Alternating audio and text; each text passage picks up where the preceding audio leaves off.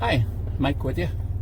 We're going to talk about two subjects, censorship and lawfare. This is censorship one, okay? And the thing to remember here is, people will say what goes around comes around. The Bible says whatever a man sows, that also shall he reap.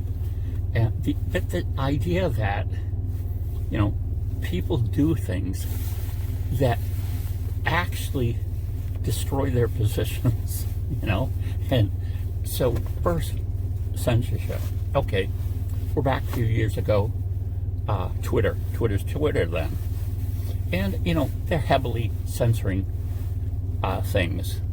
So there's a site called, or a company, whatever you want to say, the Babylon Bee, and they're basically, white Christian males, and they do political satire. Now, while it's true they do it on both sides, it's much more on the side of the left that they do the satire. And so what happened, the Babylon Bee started getting fact checked. So they're doing jokes, and they're fact checking their jokes. Like, if it's like if I said Jack and Jill went up the hill, someone is going to put under it, well, we don't know that Jack and Jill ever existed, But so anyway, they keep doing this. And then the thing that killed it was, there's this person in Biden's administration who was a man that transitioned to a woman, although for all intents and purposes he looks the same. He's got long hair and wears dress. Okay, so they gave him the Man of the Year award, right? Twitter cancels their account. So they have a huge following, and they're deriving income off this. So boom, it's gone. And Twitter's like, well, if you take that post back, we'll put you back. And it was like, Babylon Bee was like, no, it's satire. What we see here is the fact that political satire is extremely effective at communicating messages, especially the more pompous and ridiculous someone is, the more cutting and biting this political satire can be.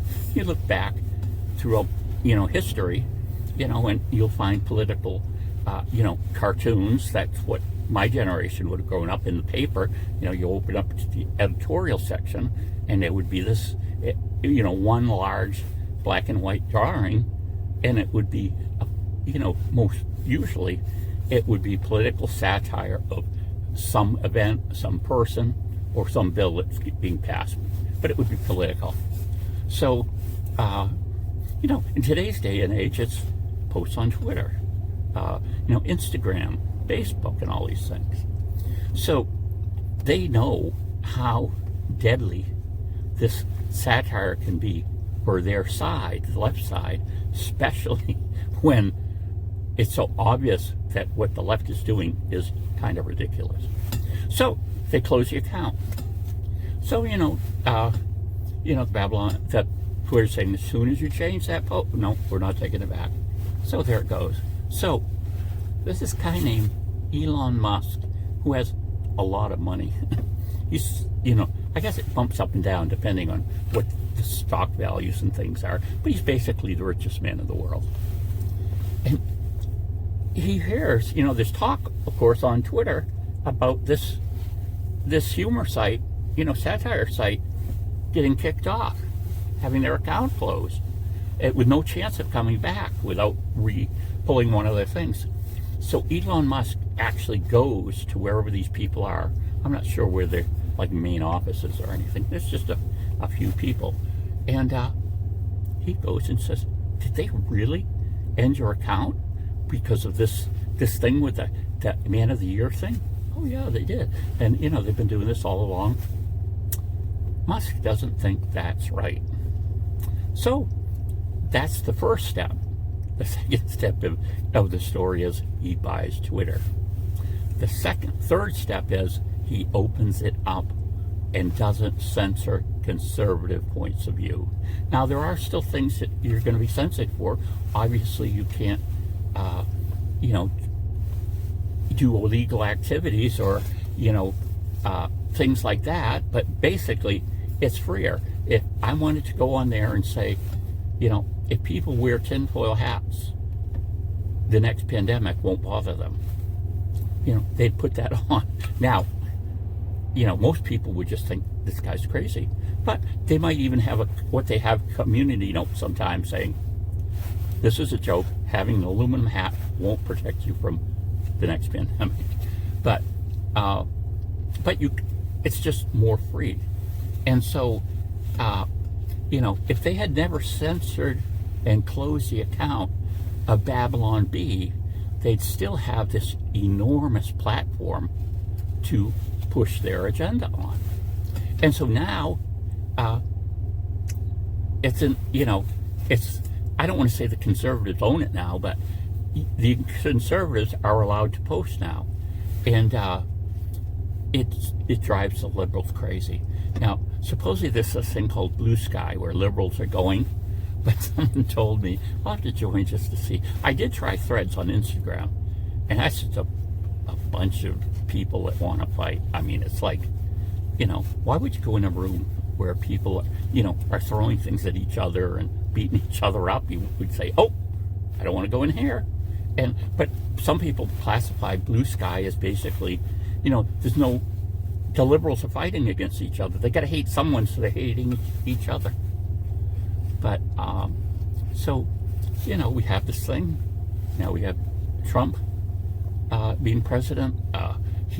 One of the things, and this kind of ties back to this thing too, is Barron, Trump's son, one of Trump's sons, he says to Mr. Trump, Donald Trump, you need to go on this guy's podcast. And Trump is like, what? I don't need to go on a podcast. No, Barron says you have to do this. And so he's like, okay, he goes on the podcast, the Joe Rogan podcast. And I forget whether it's 2 or 3 hours long. I don't know what it is. It was long. And oh my goodness, it like almost broke the internet. It got like the most views, got more views than, the regular TV networks. It was a big deal. And it was a platform where he got to, answer questions and things like that. And it did wonders. And this is part of the idea of a free press. In other words, there are avenues where people who have opinions that are not in line with the government are allowed to still speak. And so now, like I say, what have we got now? Because they canceled Babylon Bee's account, well, they no longer own Twitter. They no longer can control Twitter. There's this freedom of speech. The conservative voices are being heard. And we have Trump.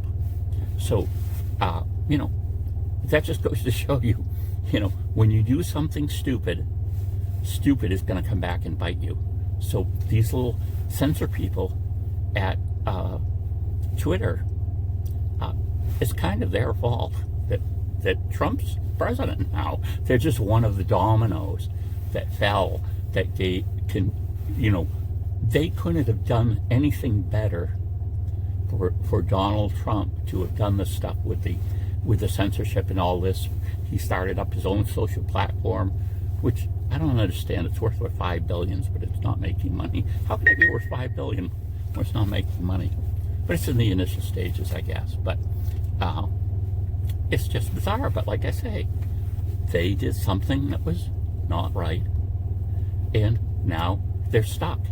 Now the echo chamber that used to be Twitter is no longer an echo chamber.